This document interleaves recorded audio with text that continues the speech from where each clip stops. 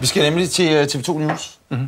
Vores gode kolleger derovre, de har nu valgt, for at gøre det hele sådan lidt mere vedkommende, tror jeg, og mere spændende for serien, valgt at sende 2 værter på arbejde ad gangen, i stedet for at der bare sidder en.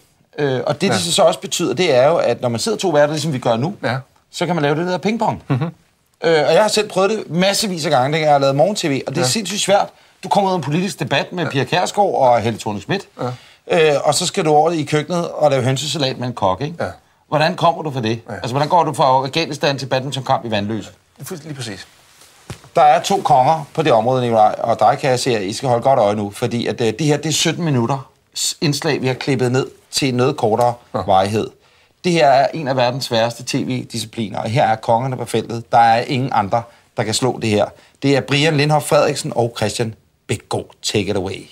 Og så skal vi fra fly, der glemmer at slå landingshjulene ud, eller piloter, der glemmer at gøre det i hvert fald, og fly, der drejer til højre i stedet for til venstre, til nogle fodboldspillere, som vi må formode godt ved, hvad vej de skal løbe. De plejer at skulle løbe enten den ene eller den anden vej. En, der plejer at stå stille, det er Thomas Sørensen, og lige nu, der gør han det ret godt. I dagens tidlige kamp i Superligaen, der spillede Horsens og Sønderjyske 1-1. Ja, det gjorde de. Det er godt for dem. Det er rigtig, rigtig godt for dem. Eller det, jeg ved ikke, om der er nogen, der kan bruge det til voldsomt meget. 1 point i hvert fald til hver. Nogen, der ikke kan nøjes med uafgjort, det er oppe i Finland. Det kan jo faktisk godt blive en form for uafgjort, når det er et valg. Men noget tyder i hvert fald på, at det ikke er helt sådan, det går oppe nordpå. Og fra ryggen af et æsel skal det nu handle om en sport, der går en smule hurtigere. Det skal det. Det skal handle om håndbold. Ja, man skal passe på hovedet, også når man bruger hænderne.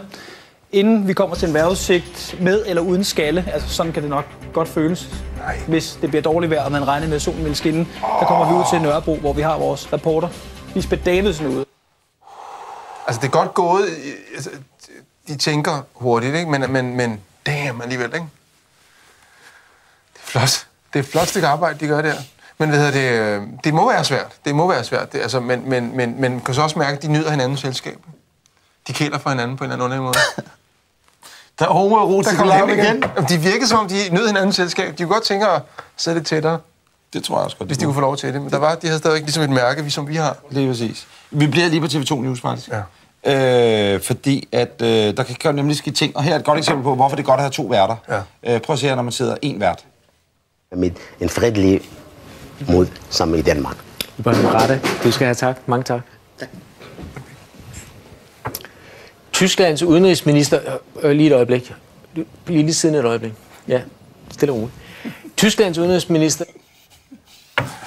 Fantastisk. Er det godt, fordi jeg tænker, at gæsten han bare flytter sig? Jo. Sådan lidt, nu skal du altså vælge at blive siddende.